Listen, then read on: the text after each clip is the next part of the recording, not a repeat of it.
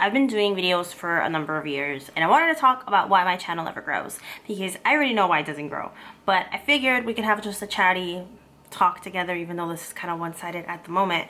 Let me know your thoughts down below though. But basically, when it comes to YouTube, I've been watching YouTube videos since I was 16. I'm now 26 years old, so it has gone through many different stages, particularly the beauty community, which is what I'm going to be talking about today because it's what I've watched the most of throughout the years. But in order to be a successful YouTuber, first of all, this platform is very saturated. There's a bunch of people now who upload videos, more so than what it previously was. Originally, people started off doing videos because they loved it. They weren't paid for it. There wasn't necessarily a market for it. And when it started happening, a lot of YouTubers didn't have to disclose that information. Like the FTC laws were different, and that came into effect a little bit later. So a lot of YouTubers were starting to get paid, or at least get sent free promotional items, and there wasn't a big need to disclose that information at the time. But YouTube was easier back when no one was getting paid for it. Do you know what I mean? In general, I think in order to have a successful YouTube channel, people have to be invested in you. So what ends up happening is people come to my channel for reviews, or they'll stumble across it like on the search engine or on YouTube's thingamabobber, versus like subscription service boxes. My analytics tell me that people who stop by are stopping by for the information, not necessarily for me, which is fine. I get it. It's kind of like with vlogs. When you're watching a vlog from someone, it's because you want to know more about them, because you like their personality, because you like who they are as a person, or at least what they're perceiving to be on camera.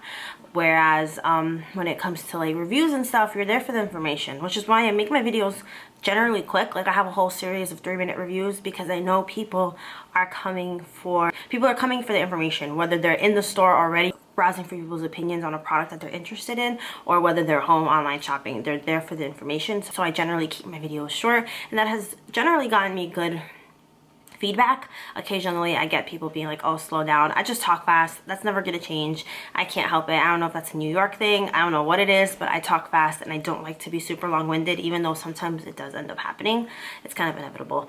But I noticed with my analytics that the majority of the people who watch my videos are people who are here just for the reviews. So they find me on Google, or they find me on the watch page because they've already been looking up things pertaining to something I'm reviewing, like let's say box dye, or some of my highly viewed videos, or like hair product reviews, another thing that I get a lot of views for. So yes, I could continue to pump them out and try to grow my channel in that way, but I feel like that's not sustainable. Like those types of reviews are not sustainable, which is why I try to add other content into my channel. But again, if you're not invested in that person's personality, it's hard to make your channel grow in that way. It can be done, don't get me wrong. I have a lot of friends, we all started off on the same level, and they're now like 6,000, 10,000 because they found a way to connect with their audience in a way that they liked them, and they came back for more and more and more. So that's kind of where I've been with my channel, and I'm okay with it. What my goal has been, aside from just growing, which I feel like that's most people's desire, is just to be consistent. So even if my channel is really small, I still want to reach my 4K watch hours, which I've been struggling with, I'm not gonna lie. And I want to just be consistent with the amount of videos that I upload. Even if my subscriber count is not high, at least I still get the views. Not in like the views, not for the videos that I put up weekly, but they later accumulate more views. Like it's hard to explain. Like my overtone video, the first day I got it, I only got like, I don't know, 50 views, but if you look back on it now, it's like at 4K. So those types of things help me long term instead of just subscribers. Of course, I would love to have subscribers that tune in and check in, and I do have a couple of those, and I'm really appreciative of that. But that's generally why my channel hasn't grown that much considering how many years I've been doing YouTube. Also, this has always been a part-time gig for me. I never aspired necessarily to do YouTube full-time because I've had different career paths that I was like really into. So when I was in my early college days, I wanted to be a communications major. I was a communications major. My degree is in communication. I wanted to do something with PR or something. And then, well, before that, I wanted to be an actress. I was heavily in love with that world, and that was my goal. And then I realized maybe communications would be a better route. It's a little bit more stable, sort of. And then after that, I went back to my original love for animals, and now my goal is to be a zookeeper. So 3 different fields, and it's been hard. And juggling YouTube with that is also hard. So it's not, I never gave my channel, I think, a fair shot. I mean, there were times when I was in college where I was putting a lot of hours into YouTube. I still put a lot of hours into YouTube, even though I have another job.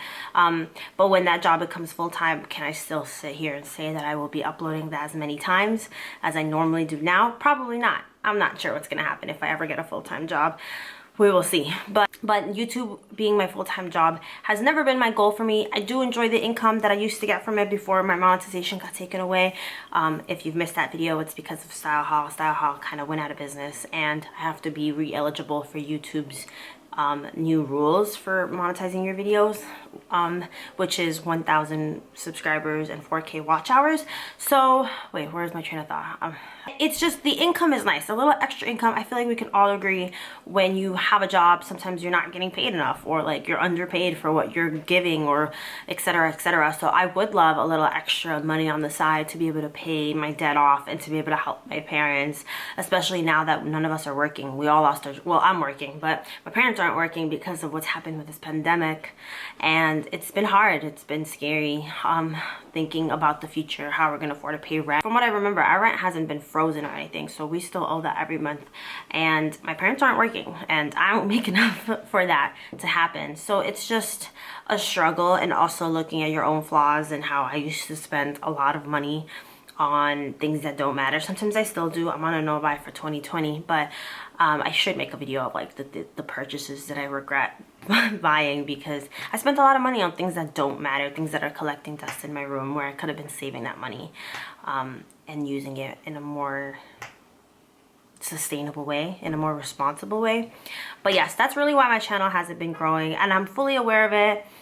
Sometimes people suggest different things that I should do, like more tutorials. I don't think tutorials are the way to go. I think unless you have extreme skills, and even then I've seen really amazing makeup artists on YouTube go unnoticed, because again, it's so saturated. There's so many people doing makeup looks, and I'm not saying you shouldn't do makeup looks, but I just know that wouldn't work for me. Plus, I don't have the skill for it. I'm not a professional makeup artist. I don't aspire to be a professional makeup artist. I think that's it for this video. I will see you guys very soon. If you made it to the end, thank you so much for watching.